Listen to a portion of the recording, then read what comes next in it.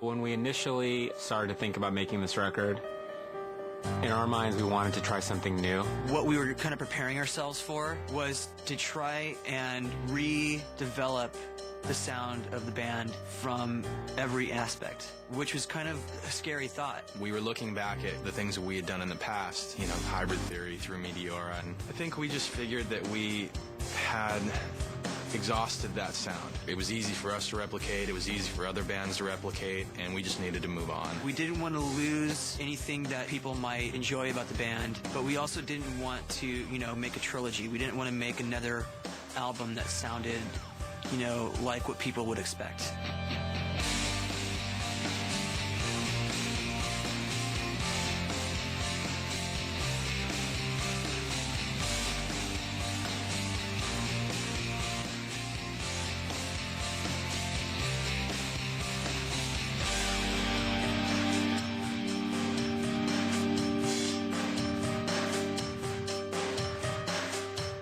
As far as Rick Rubin, we wanted the right guy to help us facilitate what we were trying to accomplish, and we didn't know what that was. Rick has done so many records that are just amazing, you know, just ridiculous stuff. Some of the records that he's done have been really influential to me, like, you know, Raising Hell by Run DMC, Blood Sugar Sex Magic by the Chili Peppers. Rick's way of working is a lot different than anybody that we've worked with in the past. It feels like, you know, when he was going into a lot of those projects, it was like throw out the rule book and make music. He would initiate conversations as far as like, you want to do it this way, you've done that before, why don't you think about doing it another way? He kind of gets in there and says, all that stuff that people say you are, you don't have to be that.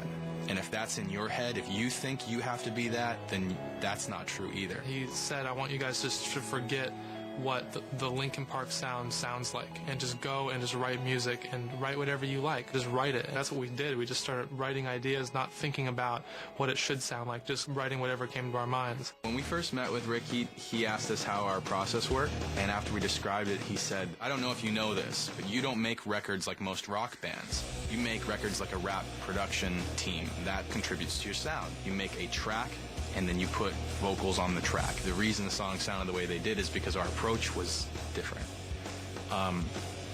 So we threw that out the window.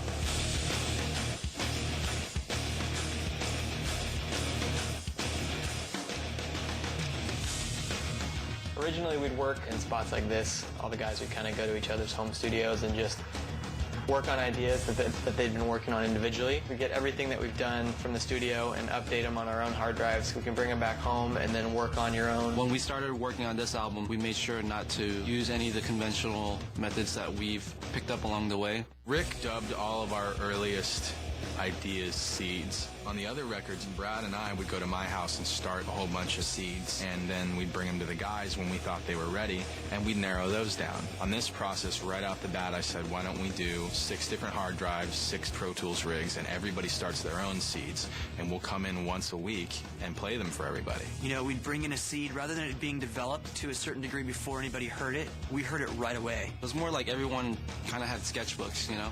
You make these little doodles, and in our case it was music. Overall, it sparked a new kind of creativity. Everyone came up with tons of music. We had about 150 songs that we started out with, each guy coming up with different songs and passing it to the next guy. The pieces of the secrets that I'll never find. We have a musical idea that we like.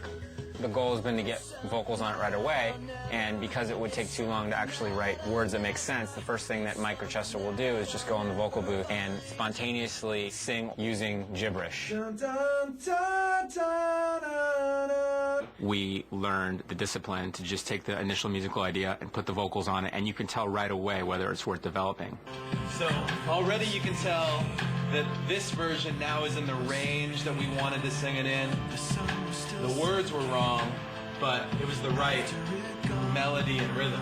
I re-scattered the verse because I'm not sure if the words are making me think of certain melodies, so I wanted to remove the words. It's funny listening to these because, I mean, there's no words, you know, it's just, we're just ba-na-na-na-na-na. It was hard for, I think, a lot of the guys to really attach themselves to the melodies early on without hearing words, and especially for Rick. We'd show him lyrics and he'd be like, this doesn't mean anything to me. whether or not the lyrics were good enough or not. He wanted to hear the song sung. So I ended up singing tracks, 15, 16, 30 times, All the way from this.